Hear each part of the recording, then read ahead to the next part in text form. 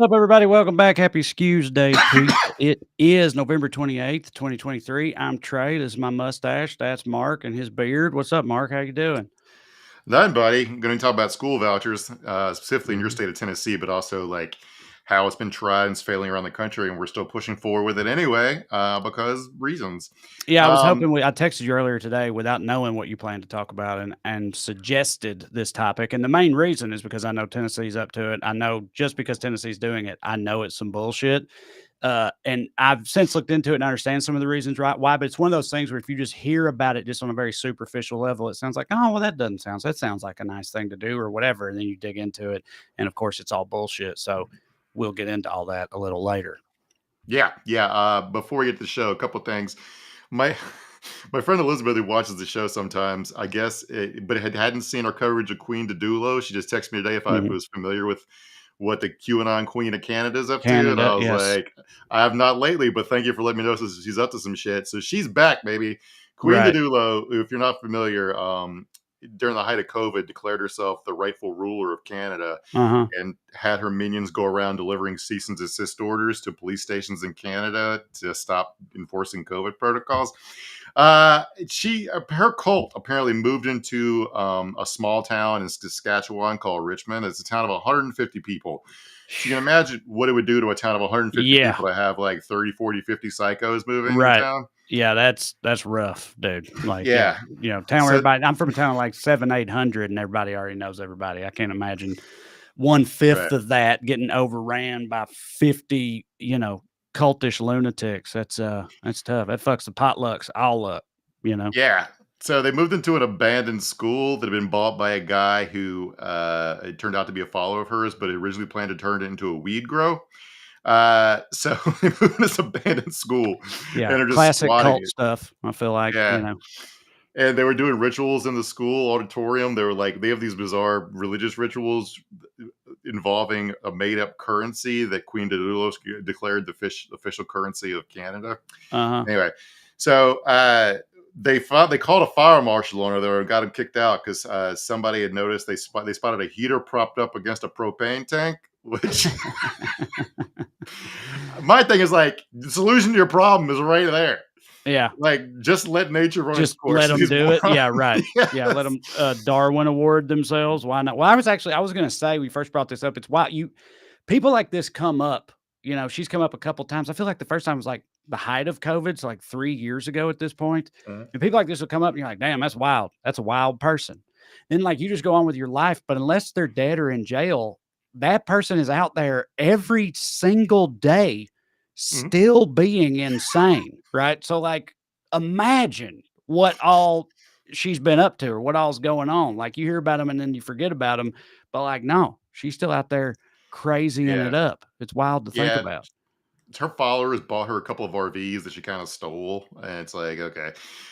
So the fire marshal chased them out of the abandoned school, and they thought they'd gotten rid of them, but they just moved into a farmhouse in the outskirts of town. So it's like funny to me, this town's trying to deal with QAnon people like they're a bed bug infestation. Just Yeah, like, right. Yeah. Just burn the farmhouse down, Just yeah, burn. yeah. Uh, the other favorite news story I saw today, this headline in Time magazine: South Korean farmers threaten to release 2 million dogs in protest of dog meat ban.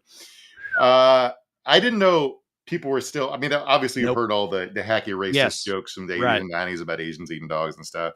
I I didn't. 100% fully thought that was just like a racist myth or whatever. Like Mhm. it never crossed my mind that they actually were eating dogs over there. Like, so I was pretty taken Yeah, aback by this because I always that. thought that was just some shit your drunk uncle says and always Mhm. has said, Well, So yeah, that's wild. it's not super popular anymore. But we'll get with that in a second. But like I eat meat. I'm not judgmental on that aspect of it. I got a little dog. I can't imagine eating my dog unless times get real hard.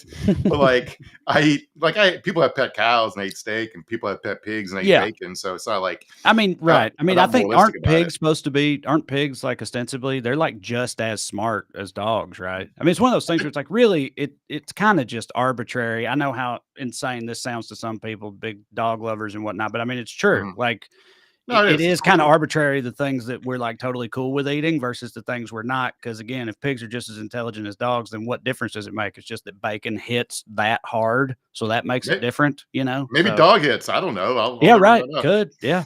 But these people that run these dog butchering operations are really obviously, up in arms about their livelihood being taken away. So what they're threatening to do is to release the 2 million dogs they have, which of course would not be profit centers; they would just be losses. They're going to release 2 million dogs around the home of like government officials. Yeah. And I was like, that's. Just purely as a fan of chaos, and it's not happening around me, I kind of think it's fucking hilarious. But Well, let me so, tell you, some of these coastal white people here in America, you talk about mhm, rescuing dogs. Y'all love to rescue dogs. Hey, here's there's some 2 million dogs of in them. serious need of rescue. Yeah, you guys need to coordinate a plan of action. Yeah. So some polling data, like 86% of South Koreans have little intention of consuming dog meat, and 57% support a ban on dog meat consumption. This is a popular. It's not. It's like eating dogs is not super popular over there. Another poll last year, so 64% of South Koreans are opposed to dog meat consumption. And but this is basically just papaws mad about losing tradition because like it's like a Right. centuries old practice. It's like a superstitious thing. They eat Sure. dog meat to combat the summer heat. It's like a way to cool. They think it like cools you down in the summertime, which is not something I was familiar with. Well, you And know what's basically, funny about that is if yeah. unless this is also a myth, as I understand it in Korea, also older people, they have a superstition that ceiling fans are deadly, that they can Mm, kill you if they're in your home. So it's like they're causing their own problems here. You know what I mean? You wouldn't have to yeah. combat the summer heat with dog meat if you just hooked up a ceiling fan, or at least that would help a little bit. But these Yeah. superstitions are fucking these people over. Also, this feels like one of those things. It's like it's based on the stats you just gave us, it seems like this would probably just take care of itself in another Right. 15 or so years. So, Yeah. maybe just let it ride so you don't have 2 million stray dogs running around everywhere. I don't know. It is sort of heartening for me that like every country has like papaws that just can't let go of dumb bullshit, even if Of it's like, course. It like universal law of papaddom for sure. yeah, and it's like the like my aunt's sister used to have this thing, like this old wives' tale that like if you get an ice cream headache, if you hold the bowl of ice cream out in the palm of your hand, it'll make the ice cream headache go away in like 5 seconds. I'm like, but ice cream headaches Go go away in away. 5 seconds. Right. Yeah. Yeah. It's Yeah. just like okay, Yeah. Also, if I don't have, if put your head between your legs with your thumb up your ass for 5 seconds, mhm. eventually the headache will go away. It's crazy how that works. Yeah, so it's like if I can't eat dog meat, how am I gonna cool down in the summertime? I don't know, man. Just like go like this for a little bit. Yeah. That's my solution to your problem. uh, Yeah. Also, before we get to, I want to talk about Eric Adams for a second, the mayor of New York. So he got hit with a sexual assault lawsuit. You're seeing a ton of these right now in New York because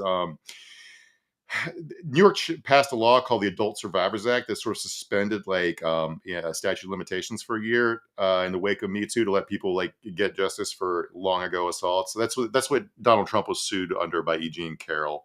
Um, like that's why you don't know if you've seen the P Diddy lawsuit details that are pretty Yeah. horrifying, and I kind of feel Well, like I haven't a seen lot the more. details, but yeah, I know about it. Yeah, Yeah. Russell a lot more. Brand, right? Yeah, Russell Brown's one that got sued under this. Like I feel like P Diddy's about to go through it. I think, and if he did all the stuff he's accused of, including planning a car bomb, as one of the stories I read in Kid Cudi's car, allegedly. I'm gonna say allegedly here, so I don't get So, sued by Diddy. dude, quick side note, I was on I did I was a guest on a Sirius satellite radio show, the Karen Hunter Show, which is on their Mhm. urban channel, right? So I was the only white person on there, and they asked me, and I hadn't. They asked me, it was like, "Did you hear about what Diddy did recently?" They brought up, and I was like, "Oh yeah, that was crazy, right? Hilarious." And they were like, "What?" And I was like, "You talking about where he like dressed up as Batman on Halloween and pretended to apprehend the Joker at that record party or whatever? Like he hired a guy to be the Joker or whatnot, and he came in as Batman. Hilarious." They were like, "No, no, it's horrific sexual assault allegations." I was like, "Oh, okay. Well, no, nope, hadn't heard about that, and I don't find that hilarious. Yeah, I apologize." it's really easy to step in a hole like that because we all get our news from such different places now that like Right. you could just know the Batman story and not know about the horrific sexual abuse allegations at all.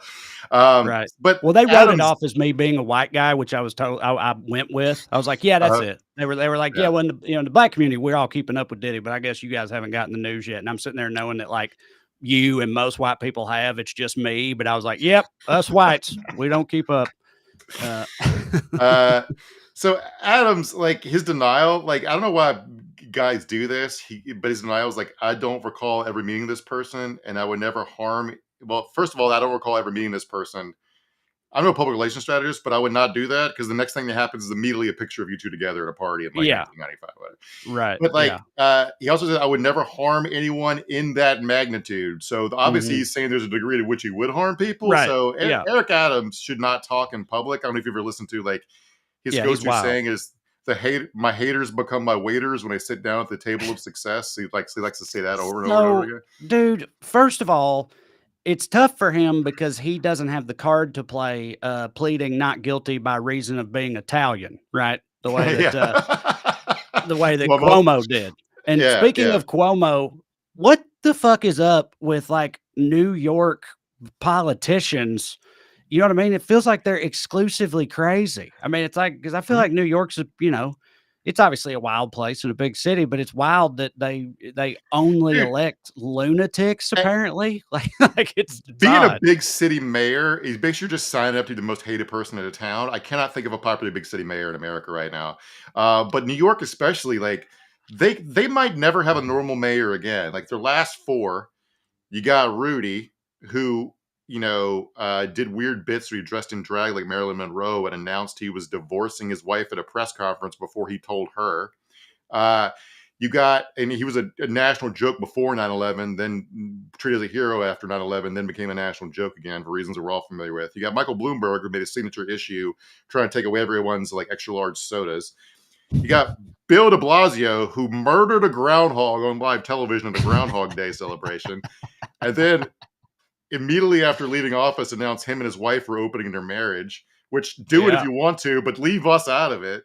And now you got Eric Adams, who just last week said, he said, I am mayor because God gave me the authority to be mayor. He invoked the divine right of New York mayors. sure. Yeah. So, ignoring I don't know any details of the sexual assault allegations, and I imagine we'll be hearing more about them going forward. But he also like his devices got seized by the FBI a couple weeks ago because he's accused of like taking illegal campaign contributions from Turkey. Um, and so he supposedly helped the government of Turkey get city approval to open a 35-story skyscraper that housed diplomatic facilities in 2021, despite concerns about the tower's fire safety systems. So he helped the Turkish government skirt fire regulations so they could all die faster in a fire, I guess. But the punchline of this is he apparently has a lot of, and when he's going back to being borough president of Brooklyn, he like has a lot of ties to the Turkish government. He actually made a cameo in a 2017 Turkish rom-com uh, where two guys ask him for political favors in Turkish. He says they can't understand them, then take a selfie together. Let's watch this video of Eric Adams in a rom-com pretending to take bribes from Turkish officials years before he's accused of taking bribes from Turkish officials. Hocam, benim apartmana bir ek kat çıkabilir miyiz? Bize bir yol yordam göstersen. Saygıdeğer başkanım, kıymetli Erik Efendi.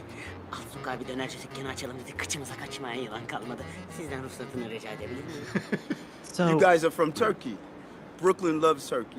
Brooklyn is the Istanbul of America. We love your What? food. We love your I always music. said it. All Everybody right, says that, Understand Mark. Turkey. Brooklyn is the Brooklyn is the Istanbul of America. I've heard, yeah, common idiom, common phrase that. At the end of this, he takes a selfie with him. Also, I feel like one of those old like jokes in like old martial arts movies and stuff where it feels like that dude, the subtitle, the second guy, he said, "Show us the way," which takes 3 seconds to say, and he talked for like 9 or 10 seconds. You know what I mean? Did you notice that? It's like it just felt like I feel like he was saying more than just that. Interesting. Yeah. He said I a watch whole a lot lot of of Turkish words, and it was like, "You got it, buddy," or whatever. I watch a lot of shows that are subtitled in like Spanish and Portuguese. Brazilian crime shows hit for me, but like so like they'll talk like I'm sure it's just the translators like trying to Yeah, make make it a as simple to understand for right, English speakers as possible. Yeah, right. It's not a and also literal translation. taking out idioms we wouldn't understand and references we Right, wouldn't right. understand just to get the. Yeah, So yeah, I'm sure they're not telling us the full translation of what they're saying, but yeah. they will talk for like 3 minutes and then they'll pop up like let's go to the store. Like okay, Right, right.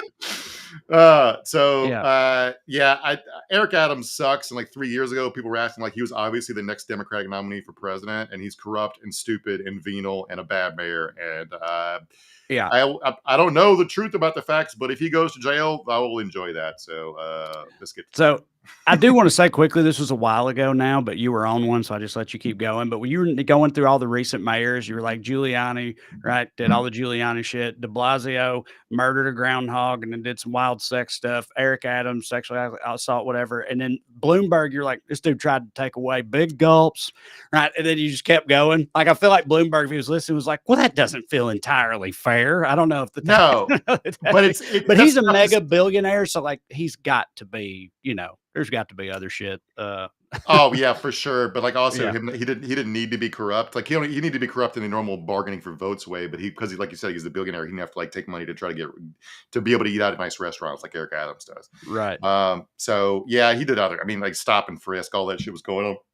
He was bad in other ways too. I just the one I can remember off the top. I know it was just funny the way it played out. And like I don't have any huge like ideological problem with being like America has an obesity crisis. We shouldn't be giving out 64-ounce sodas for $1.50 because the government subsidizes like corn syrup. Yeah, right.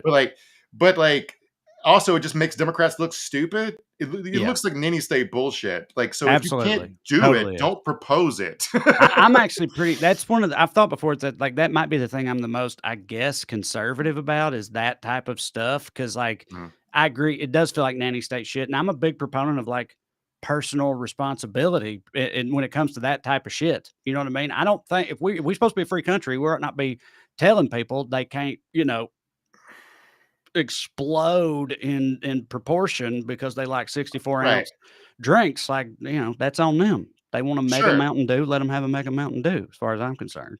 And also, it's like you're not regulating, not only you're not regulating, you're subsidizing the companies that make those sodas, and on the back end, punishing us for consuming and enjoying the products.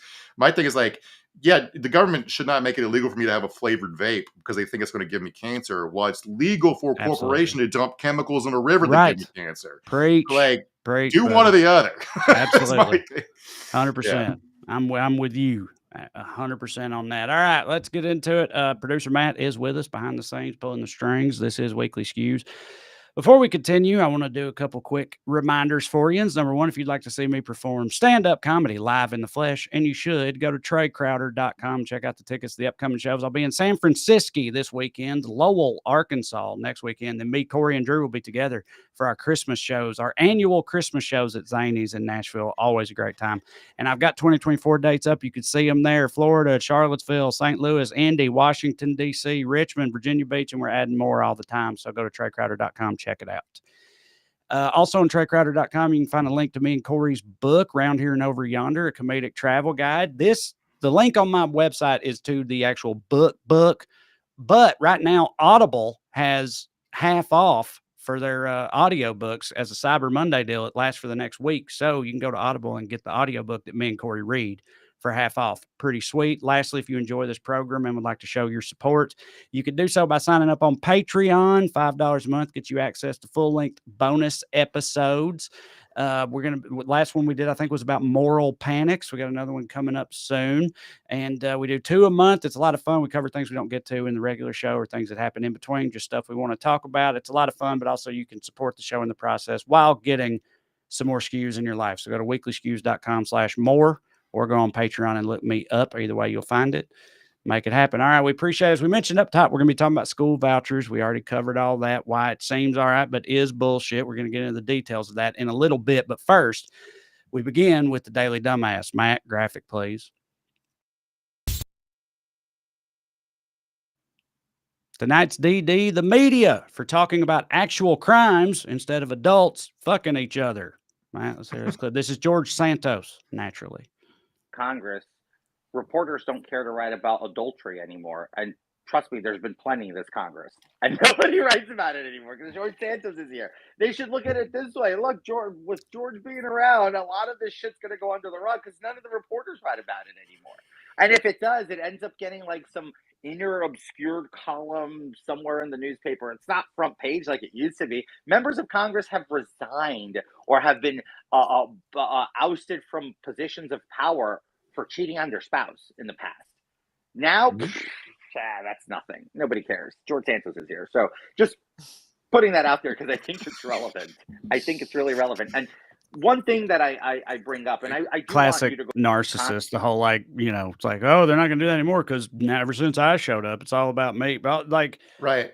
I had two thoughts when I first heard this. My first thought was like, oh shit, because you said he's already said he's not running again, right? He's not running for re-election. Okay, so my first thought was like, oh shit, Santos about to go scorched earth, right? Just air every kind of laundry and get like that's going to be fun. But then my second thought was like, yeah, but he's the most easily discreditable person on planet Earth. You know what I mean? Like, no, I can't act like I believe all the wild shit he's about to start saying about all his Republican, colleagues after pointing out every other thing he said as a goddamn lie. So it's a bummer, because I feel like he's about to come out with some juicy shit. But it's so easy for anyone to go like, yeah, you actually believe that though? You know how this dude is. I wish it was someone else. He also has it's amazing this guy's got elected to Congress and has been there a year and has a child's understanding of how stuff works. Because he's basically complaining that he gets all the attention for being corrupt. And he's right, because his corruption is, by the black letter of the law, straightforwardly illegal. And egregious, Yeah. He doesn't understand why those people resigned, because it was not for cheating on their spouses. The Washington media, for better or for worse, does not just write a story if you cheat on your wife. That's not a thing they do. The fact he thinks they do that is utterly bizarre to me. He also went on to talk about how other members of Congress do insider trading, and he's right, that is corrupt. It's also legal, right? So he's just like a naive little baby. He talked about how people are fucking lobbyists in exchange for votes, what also probably isn't illegal. The Bill Clinton Monica Lewinsky story only got covered because everybody knew it. Kinda Drudge broke it first, and everybody stood around looking at each other trying to figure out how they could talk about this, the thing everybody knew the mainstream press had no way to talk about. Then they found the corruption angle, which was he had tried to use his leverage to get her a job to bribe her to stay silent. All right, that was the part that gave him the hook to cover it. Santos, on the other hand, is threatening, he might be doing it now because they're supposed to, they tried to call on him to resign today. Mike Johnson met with him and urged him to resign to save the caucus from a tough vote. He's flatly refusing to do so, and was supposedly going to go on the floor of Congress tonight and air all these allegations. He might be doing it as we're speaking, in which case, thank you for the content next week, George. Yeah. That will get them to cover it, because they will cover it as Psycho George Santos goes on the floor of Congress and accuses X and Y of adultery and taking bribes. So he might get what he wants. But either way, they're voting to expel him on Thursday, and I don't think this stuff gives them more reason to keep him around. What's also just funny, it's not surprising coming from a guy like this, but the sort of underlying implication of that if that shit's not talked about, his shouldn't be talked about either. A sane person hears that and is like, yeah, none of that is cool. And anyone should be held accountable for any of that type of illicit behavior. I'm not saying just plain old adultery, but any kind of actual wrongdoing, anyone should be held accountable for that, in Congress especially. But his opinion on it seems to be no one should, and it's bullshit that only I am. You know what I mean? It's I thought that was the deal with a job like this, is because look around, look at these guys, you're supposed to be able to get away with this stuff, but I can't. That's not fair. And it's it's just the insight into the way he looks at it. And I'm sure a lot of other ones do too. He ran before he walked. What you do usually is you get elected, you get to Congress, you look around and figure out what scams you can get away with, then you do it. He started doing scams before he got elected. Right. He hadn't had the tutoring. And so it's just anyway, he's not going to go quietly. This might be the last time we get to talk about him, in which case, rest in peace, George Santos. While we're talking about Mike Johnson, he said some weird shit. Zoe dug up some old shit. No way.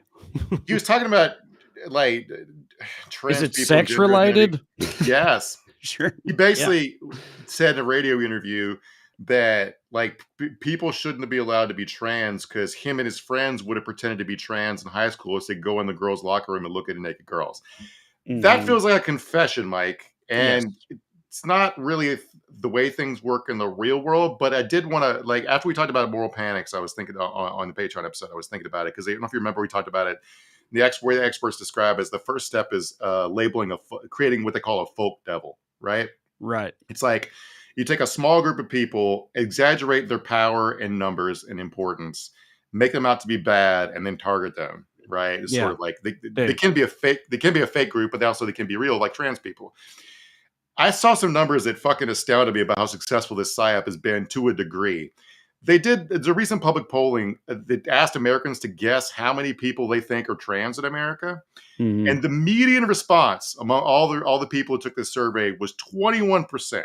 Absolutely. There are a ton of Americans walking around thinking that America is 21% trans. What's so wild to me about that is that I assume the people who are guessing super high like that, I'm assuming that they're right wing and they're terrified of trans people and trans people don't hit for them. I'm further assuming that they don't know any trans people, right? Mm-hmm. Personally. And I bet they know a lot of other people like them who also don't know any trans people, which means they must assume that, like, San Francisco, for example, is 98.5% trans people. You know what I mean? Yeah. Just they don't think about math that hard, but I'm saying they never, ever see them in their daily life in fucking Bucksnort, Tennessee or whatever. But they think 1 in 5 people is trans. So that means they think cities are made up just exclusively of trans people or something, or blue states or both.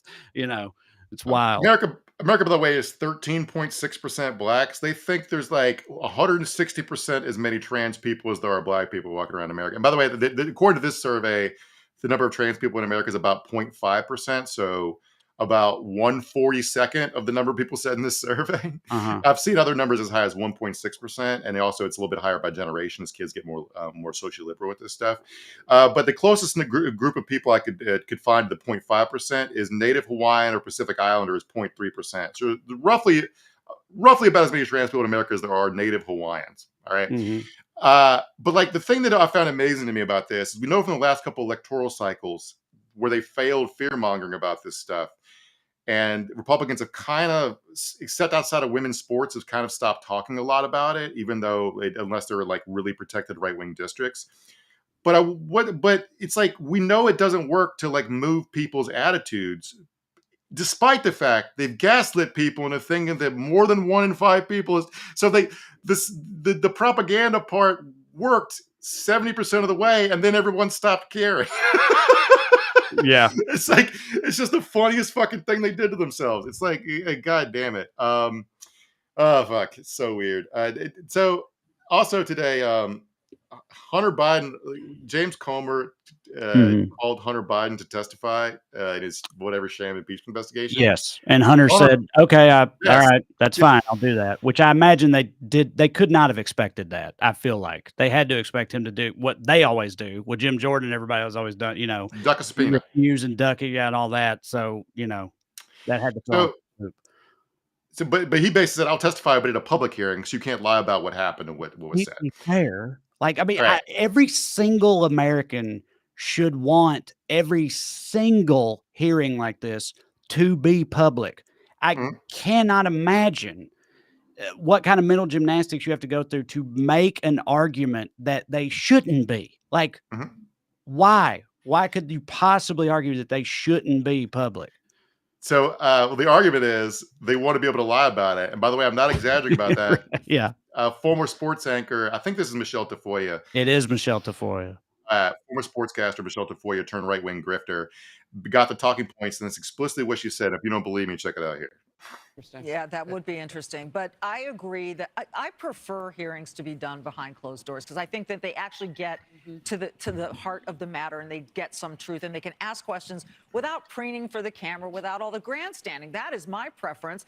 And for Abby Lowell, his attorney, to say, well, you all use that to misinform and to distort the facts.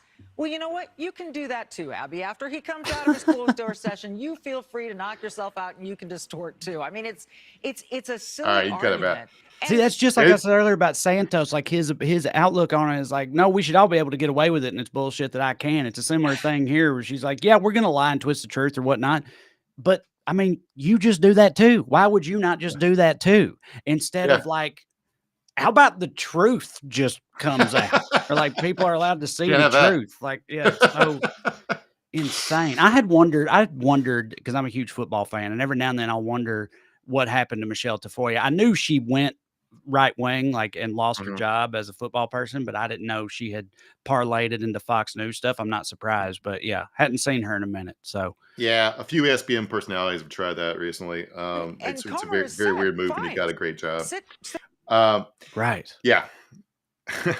Yeah, because I she don't was know on why. Sunday Night Football. I know we don't have a lot of football fans or whatever, but she was the sideline reporter for years on like the premier like the game of the Most week every popular week. show on television. Most popular show on Yeah. yeah, right. Yeah, I mean it was like a one of the hittingest jobs you can have in all sports broadcasting, in my opinion. She had it and said fuck it because she wanted to go off about the Jews and trans There was people or a whatever else. So Sports Center host whose name I can't remember right now. She was upset about being forced to get vaccinated. She got it, but then ended up quitting anyways to start her own podcast, and she gets like 10 downloads. Fumbling the bag, baby.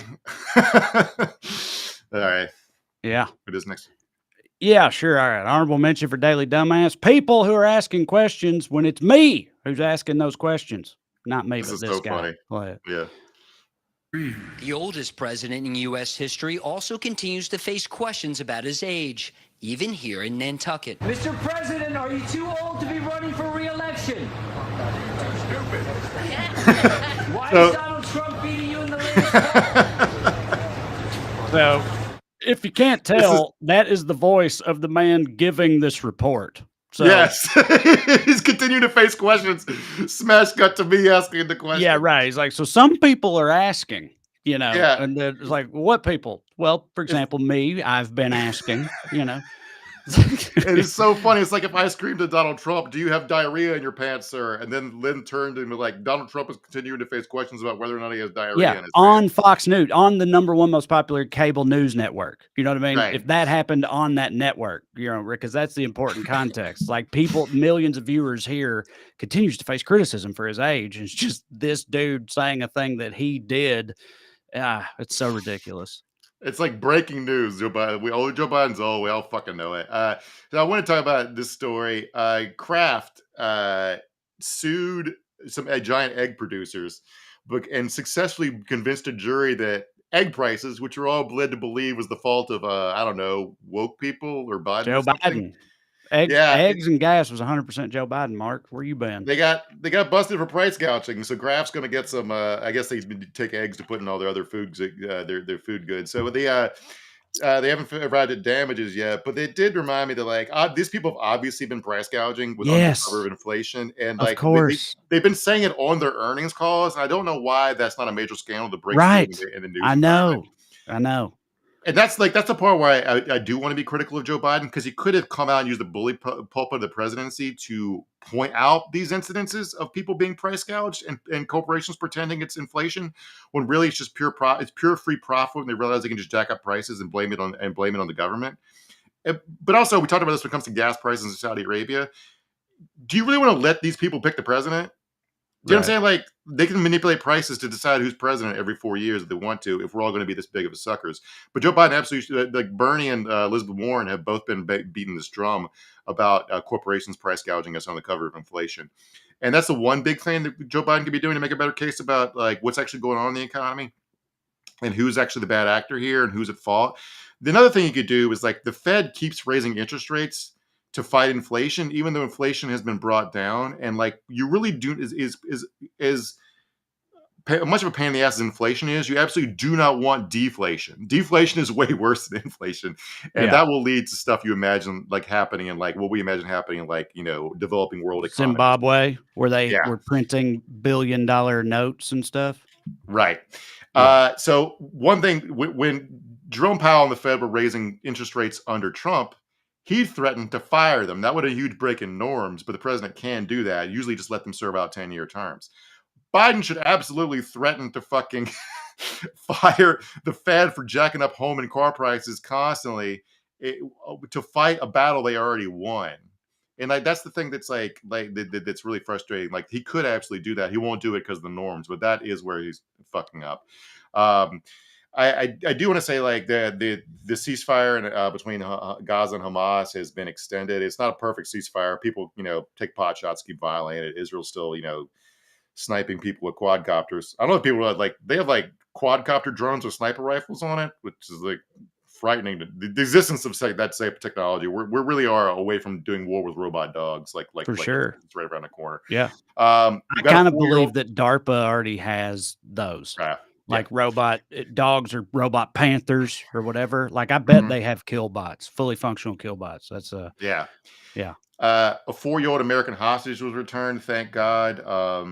3 Palestinians were shot in Vermont in the back this weekend, just for they're like college. They're like here going to college, and some guy just shot them for like wearing keffiyehs and like speaking in Arabic. They weren't doing it's just purely a hate crime.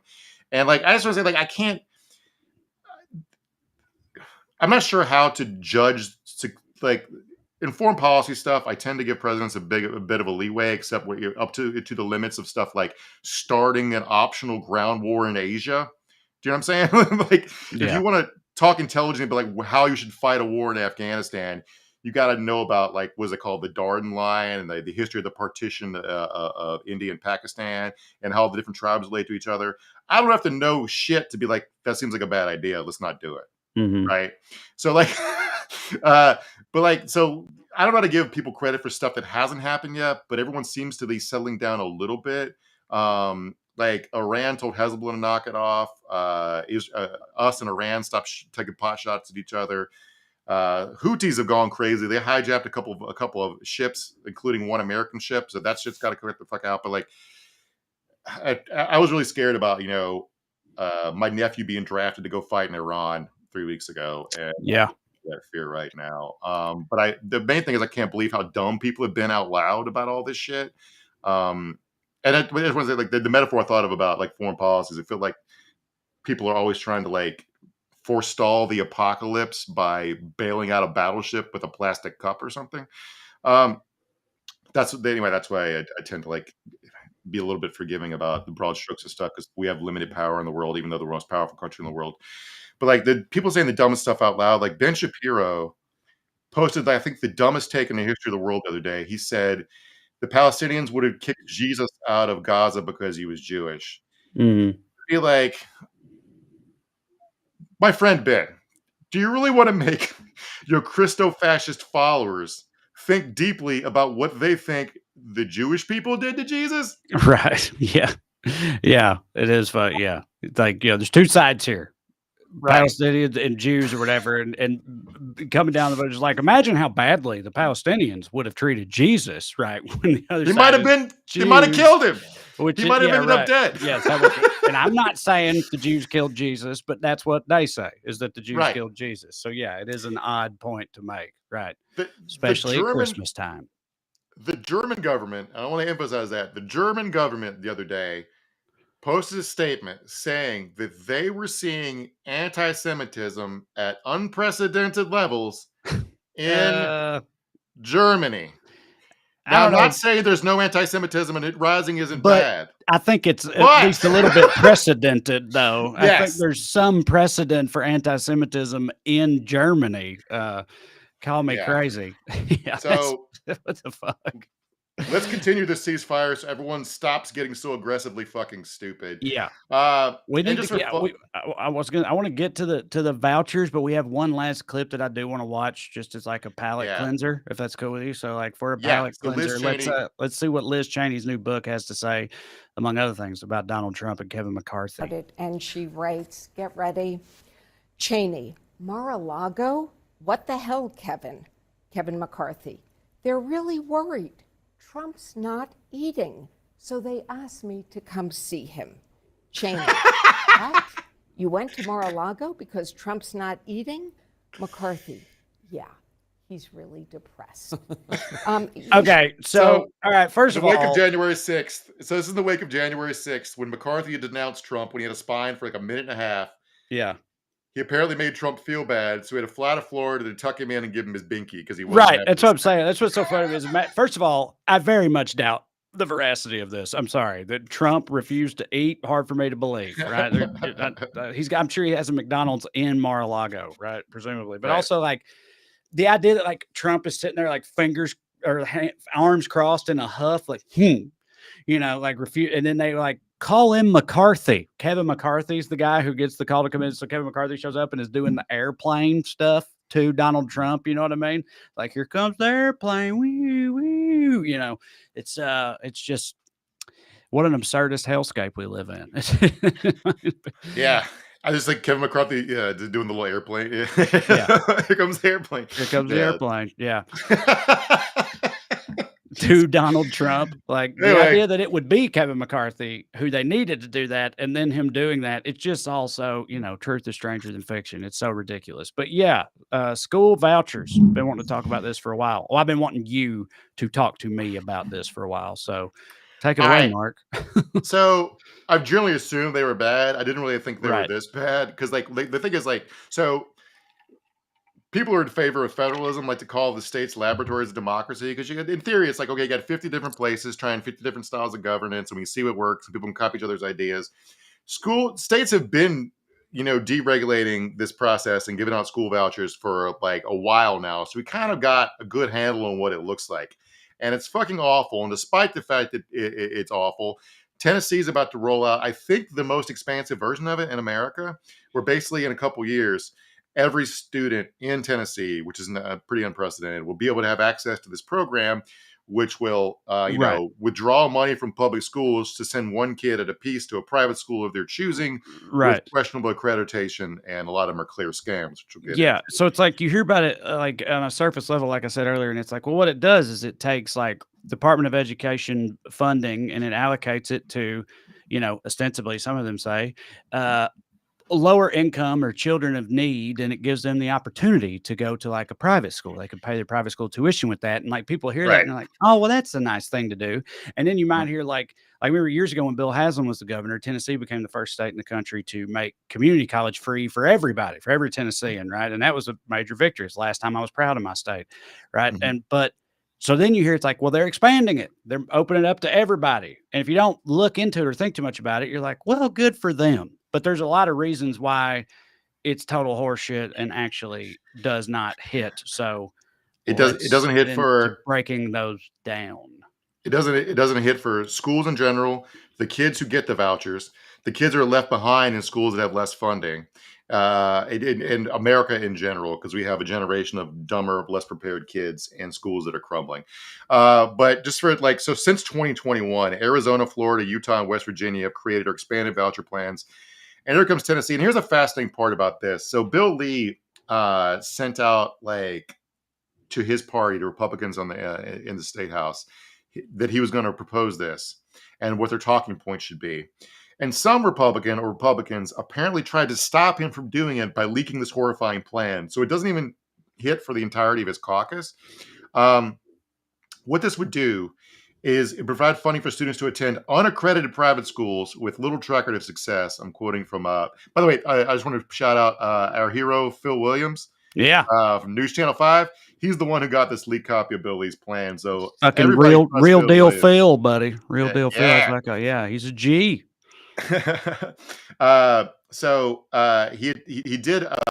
He was scheduled to announce it this afternoon, which he did, this proposal. So right now, at the current moment, a number of low and middle income students in Davidson, Hamilton, and Shelby counties are entitled to receive about $9,000 a year to attend eligible private schools under this program called the Education Savings Account Pilot Program. So it's a pilot program with a few underserved kids in rural counties. You get $9,000 a year to go to private schools. A pretty small. You said program. It's not rural counties though. Those are. Oh, sorry. That's Nashville, Chattanooga, and Memphis.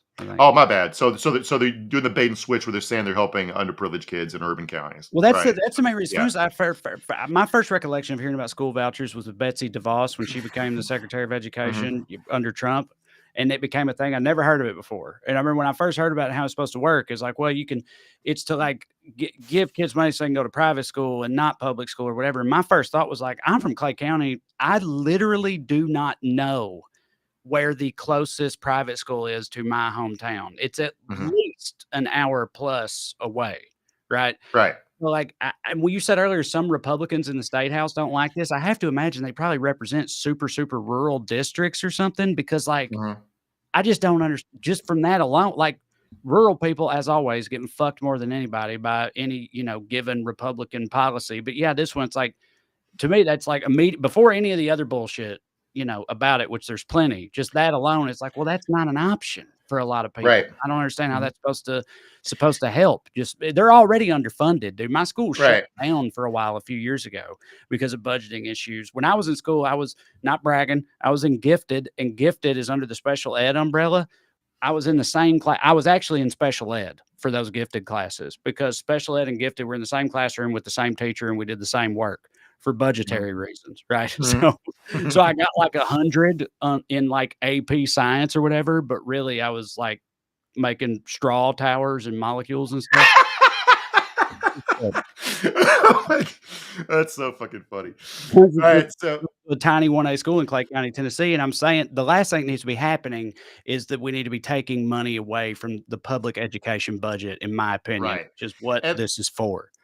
And like my heart goes out to kids that are trapped in like underperforming public schools, right? That like, but the solution is to like give more funding and resources to those schools, not take it away to give one kid a lifeboat that he can't even use because that $9,000 a year you give this kid to go to a private school. I looked up some numbers. Nowhere close. It's like elementary schools start at like 11,000 something, and high schools are like 16 something.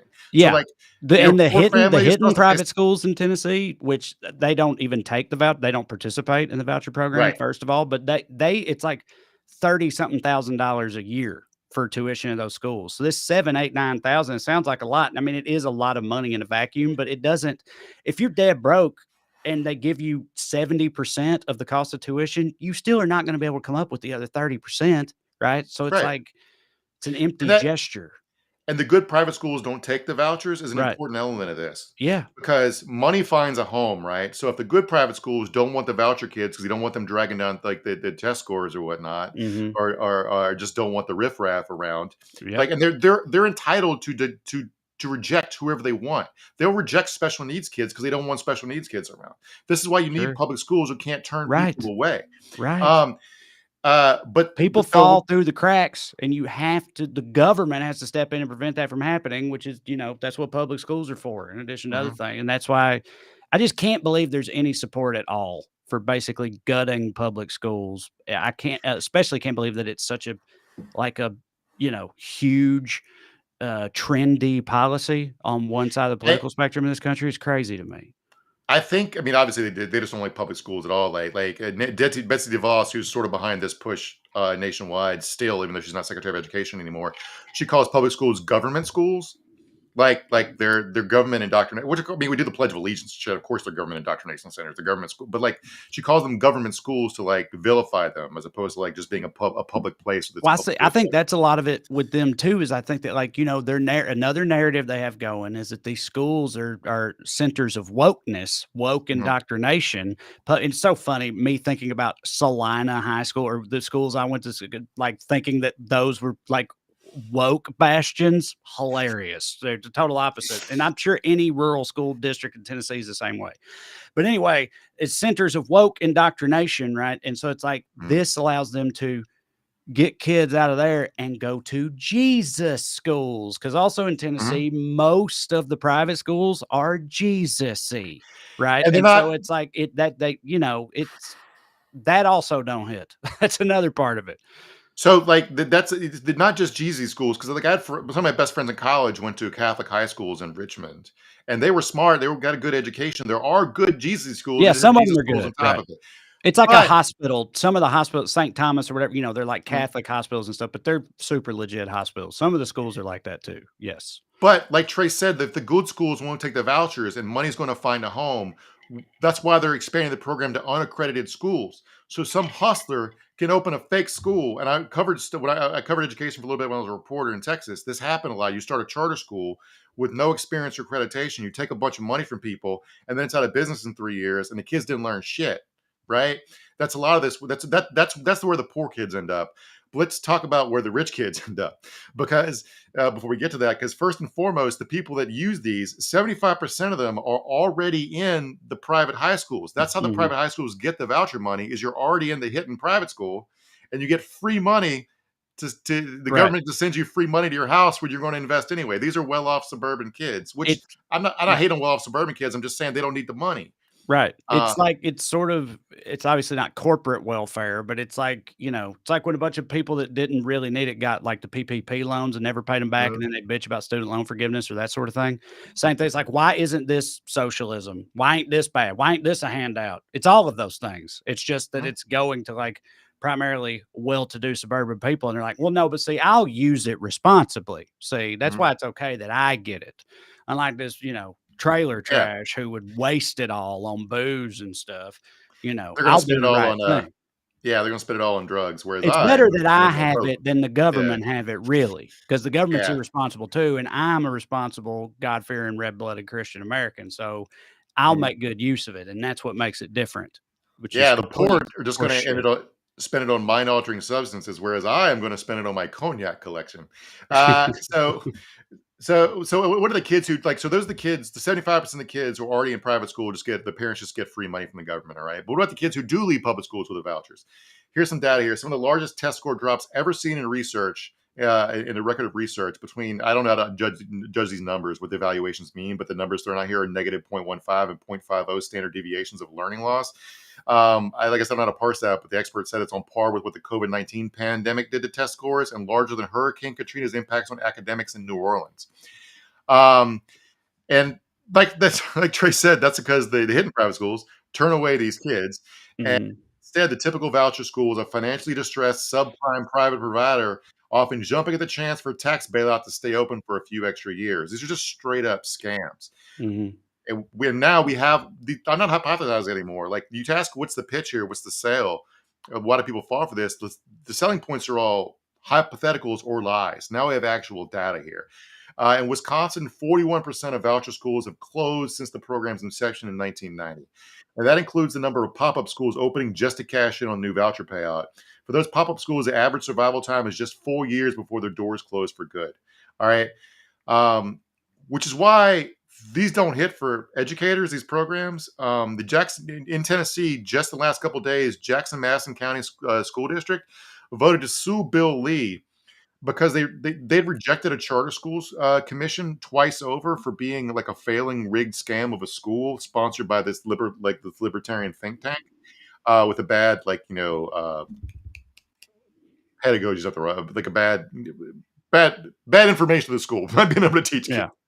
All right. And so they're suing Bill Lee for basically the government stepped in and tried to make them let this bad fucking scam of a school open. But the level of scams here isn't just some like shady person taking free money from the government to pretend to teach kids while they play video games or whatever. You can also homeschool your kid and get free video games or video money. It's from Florida. They changed the rules a couple months ago to allow parents to spend leftover school voucher funds on TVs, kayaks, and tickets to Disney. I mean, those things do all kick ass, and it is Florida we're talking about, so I guess I understand. Or, and I can envision. I'm not saying I understand. It's funny. It's just so appropriate that Florida was like, sure, buy, go to Disney World. Why not? You need a kick-ass TV. That's important. And I can envision a scenario where having a 55-inch TV in your classroom to show nature documentaries or whatever would be good for helping teach students. I also envision like having a stand-up paddleboard, which the rules allow, is a more fun than just jogging in gym class. But public schools don't have the money to do this shit, and the state won't give it to them. Right. And if a teacher wanted a 55-inch TV in her classroom, she'd have to pay for it out of her own fucking pocket, much less a stand-up paddleboard or a ticket to take her kids to Disney. So it's just like, it's a two-tiered thing where the government's paying rich kids to fuck off and to have a great time at being homeschooled, while public school kids have school lunch debt. Right. It's like, it's ridiculous. And so there's also a thing where like conservative skepticism of like people who get free money from the government, which you brought up a little bit earlier. Hypothetically speaking, if I was the kind of dirtbag that conservatives imagine being on government assistance programs, which is what this is, the government assistance program. Yeah, right. I could just pull my kid out of school, pretend that I'm teaching shit, and get a free kayak and 55-inch TV. Mm-hmm. I mean, especially in Florida, you know what I mean? Like, right. Yes, I know. Right. Where's the skepticism? That's exact. If they could not benefit from it, they would be screaming that argument from the mountaintops, right? Mhm. But because they themselves can get this money that's free, they keep their fucking mouth shut about it because, they benefit from it. And again, they rationalize it however they need to. But yes, if it was only for poor people exclusively, actually, and had these same stipulations you could spend on TVs and stuff, dude, we'd never hear the end of this shit. It's like one of the biggest boogeymen they've had over my lifetime is that exact type of thing. But they're totally Mhm. fine with it here because it's open to them too. It's horse Yeah. shit, man. It's also worth noting that like a huge explosion in private schools in the 60s and 70s were a direct response to integration. Of Like there were like, course. researchers call them segregation academies. And Right. so like a private schools still operate that way. They can turn away anyone for every reason. Yep. In Florida recently, a voucher funded school made national news when it banned gay kids. In Indiana, pre-pandemic estimates showed that more than $16 million in taxpayer funds had already gone to voucher schools with explicit anti-gay admissions rules. They also don't take special needs kids, like I mentioned earlier. But like it's another way of saying this is not about parental school choice. It's about the schools choosing the fucking students. And the libertarians pushing this is being pushed by the Cato Institute and Heritage Institute and the Betsy DeVos's organization and a few other places. One of the guys pushing Bill Lee to do this is a libertarian like think tank guy by the name of Corey DeAngelis, who's big on the front lines of this. And Phil Williams, God bless him, our hero, dug up an article he wrote back in like 2016, I think, that talks about how good voucher schools are, specifically because they get to discriminate. And his arguments are that like discrimination will work its way out in the marketplace. Like if a school won't hire a better teacher because they're black, obviously that school will fail, and the school that hires the black teacher will succeed in the marketplace of ideas. So therefore, that'll work. Are you pretending there's no free market for where people will buy things because they're racist? What planet do you fucking live on? Right. Right. Part of libertarian horseshit is about how people should be able to customize their educational experiences, which is not how education works. Like, shouldn't be. Subjects didn't hit for me. I still had to learn them. Right. That's what's necessary. You can't just customize everything off a menu. An example he used is like if you wanted to start, let's say, an academy for football players, you should be able to do so and have looser education requirements because it'll be easier to teach the football players physics if you like use a football as an example in physics, all the physics problems, even though it doesn't meet like educational standards. I'm like, God, libertarians like are raised in a lab to like have no contact with the real world about a lot. Mm-hmm. So to recap here, this is fiscally irresponsible because it raises costs. The government's going to be spending more money to educate kids because just because you take money out of the school budgets doesn't mean they don't need that money. All right, you're just paying extra money to fund schools set up to siphon that money and steal it to not teach kids.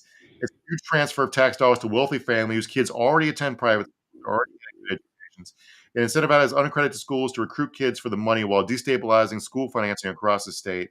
So what's the fucking pitch here? It's like we'll spend a lot more money on education, but in a way that virtually ensures worse results, locks in massive inequality, dismantles school systems, and creates a boon to unscrupulous operators with no business teaching fucking kids.